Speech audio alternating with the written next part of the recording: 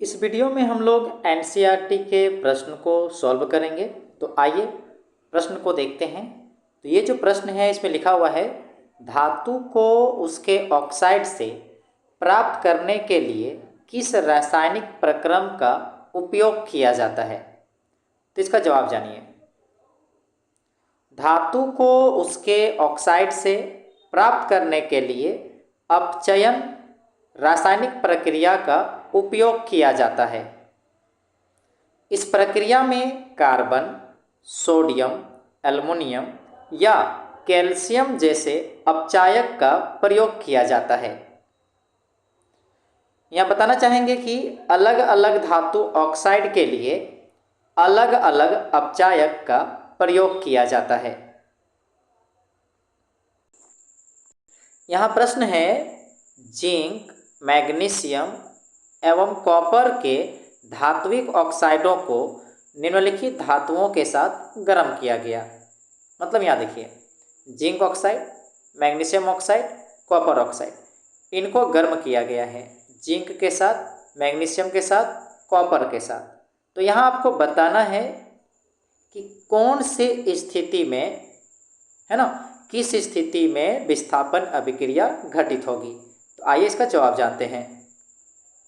तो देखिए यहाँ पर कब विस्थापन होगा उसके लिए इम्पोर्टेंट होता है कि अगर आप सक्रियता श्रेणी के साथ बनाएंगे तो आसान होगा। तो देखिए हम लोग यहाँ पर लिखते हैं सक्रियता श्रेणी को। तो पहले आप लोग क्या कीजिए, सक्रियता श्रेणी को लिख लीजिए और उसके बाद इसका आंसर लिखिएगा तो बहुत ही आसान होगा इसको समझना।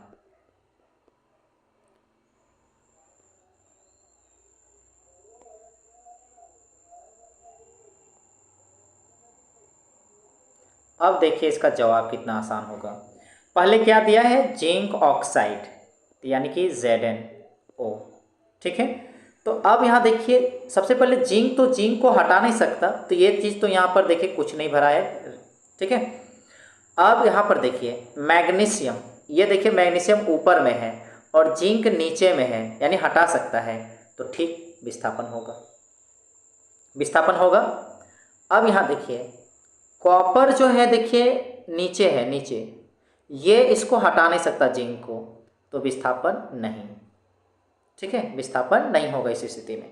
तो यहाँ अभी हम लोगों ने समझा इसको, पहला लाइन में जो भरने का।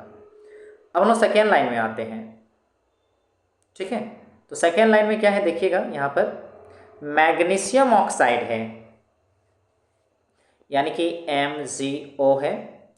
अब देखिए मैग्नीशियम को सबसे पहले जिंक हटा पाएगा कि नहीं, जिंक नीचे आ रहा है, मैग्नीशियम ऊपर है, नहीं हटा पाएगा, विस्थापन नहीं। अब यहाँ देखिए मैग्नीशियम को हटा नहीं पाएगा, इसलिए कुछ नहीं, मतलब रिएक्शन तो होगा ही नहीं। आगे देखिए कॉपर हटा पाएगा कि नहीं, तो कॉपर तो बहुत नीचे, इसको तो कभी नहीं हटा पाएगा, तो विस्थापन नहीं। अब हम लोग आते हैं तीसरे लाइन पे, कॉपर ऑक्साइड CuO, जिंक, तो जिंक ऊपर में है, ये नीचे है, हटा सकता है, विस्थापन, ठीक है। अब मैग्नीशियम ऊपर में है, तो मैग्नीशियम हटा देगा कॉपर को, ये भी सही है, मतलब यहाँ विस्थापन भराएगा। अब कॉपर का कॉपर रिएक्शन तो होगा ही नहीं, तो यहाँ पर कुछ नहीं। यहाँ क्वेश्चन है, कौन सी धातु आसानी से संक्षारित नहीं होती है। तो देखिए वे धातु जो कम अभिक्रियाशील होती है, आसानी से संक्षारित नहीं होती है, जैसे कि सोना, प्लेटिनम, चांदी, ठीक है। नेक्स्ट क्वेश्चन में है, मिश्रातु क्या होते हैं। तो देखिए दो या दो से अधिक धातुओं या धातु या अधातु के समांगी मिश्रण को मिश्रातु कहते हैं। मतलब दो या दो से अधिक धातु को मिलाया जाए या दो या दो से अधिक धातु और अधातु को मिलाया जाए तो वहाँ भी समांगी मिश्रण बनता है, ठीक है। तो इस मिश्रण को क्या कहेंगे, समांगी मिश्रण को मिश्रातु कहते हैं। अब हम लोग अभ्यास के प्रश्न पे आते हैं। तो देखिएगा, निम्न में से कौन सा युगल विस्थापन अभिक्रिया प्रदर्शित करता है। तो देखिए यहाँ पर NaCl का विलयन है और कॉपर धातु है, तो हमें पता है कि सोडियम जो है वो कॉपर से विस्थापित नहीं होगा, तो ये चीज़ तो गलत है, ये नहीं हो सकता। दूसरा, यहाँ पर देखिए MgCl2 विलयन में एल्युमिनियम मिलाया गया है और एल्युमिनियम नीचे आता है, तो इसका मतलब है कि एल्युमिनियम भी मैग्नीशियम को विस्थापित नहीं कर सकता, ये नहीं हो सकता तब। अब देखिए सिल्वर जो है Fe को, मैंने FeSO4, तो सिल्वर जाहिर सी बात है नीचे आता हो तो Fe को तो हटा ही नहीं पाएगा, तो यहाँ भी विस्थापन देखने को नहीं मिलेगा।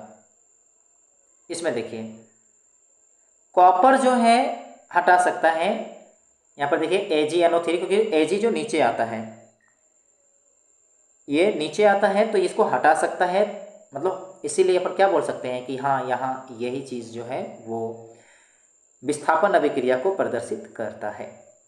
सेकेंड क्वेश्चन में आते हैं, लोहे के जो फ्राइंग पैन होते हैं को जंग से बचाने के लिए निम्न में से कौन सी विधि का उपयुक्त है? कौन सा विधि सही रहता है? क्या ग्रीस लगाकर? नहीं, खाना पकाने के बर्तन में ग्रीस क्या लगाएंगे, ये सही नहीं है। पेंट लगाकर? ये भी नहीं हो सकता है, क्योंकि इसमें हीट पड़ता है तो पेंट नहीं रह सकता है। उसके बाद जिंक की परत चढ़ाकर, यही सबसे इम्पॉर्टेंट आंसर है, मतलब यहाँ पर मतलब जिंक की परत चढ़ाकर उसे जंग से बचा सकते हैं लोहे के फ्राइंग पैन को।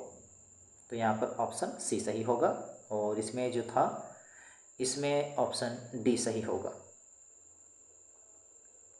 अब हम लोग नेक्स्ट क्वेश्चन में आते हैं, तो देखिए नेक्स्ट क्वेश्चन में क्या है, तो यहाँ पर लिखा है कोई धातु ऑक्सीजन के साथ अभिक्रिया कर उच्च गलनांक वाला यौगिक निर्मित करती है, यह यौगिक जल में विलय है, तो यह तत्व कौन सा हो सकता है या क्या हो सकता है? देखिए ध्यान से, मतलब कोई धातु है जो ऑक्सीजन से अभिक्रिया किया है और उच्च गलनांक वाला यौगिक निर्मित किया है, और दूसरी बात ये यौगिक जो है जल में घुलता है, तो हमें पहचानना कि वो तत्व कौन सा है।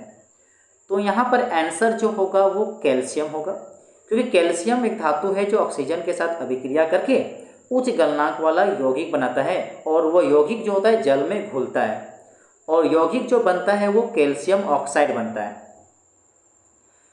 तो यहाँ बताना चाहूँगा कि जो कैल्शियम जो होता है एक नर्म धातु है, जब धातु ऑक्सीजन के साथ अभिक्रिया करता है तो हम लोग जानते हैं कि धात्विक ऑक्साइड बनाता है, और जो धातु ऑक्साइड जल में घुलनशील होता है वो जल में घुलकर धातु हाइड्रोक्साइड बनाते हैं।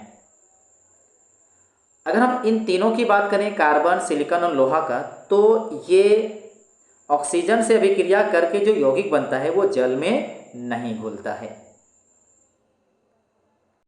अगले प्रश्न पे आते हैं, तो देखिए अगला प्रश्न है कि खाद्य पदार्थों के डिब्बों पर जिंक की बजाय टीन का लेप होता है, क्योंकि यहाँ पर ऑप्शन है टीन की अपेक्षा जिंक महंगा होता है, टीन की अपेक्षा जिंक का गलनांक अधिक है, टीन की अपेक्षा जिंक अधिक अभिक्रियाशील है, और अंत में है टीन की अपेक्षा जिंक कम अभिक्रियाशील है। तो इसका सही आंसर है ऑप्शन नंबर सी, क्योंकि टीन की अपेक्षा जिंक अधिक अभिक्रियाशील है।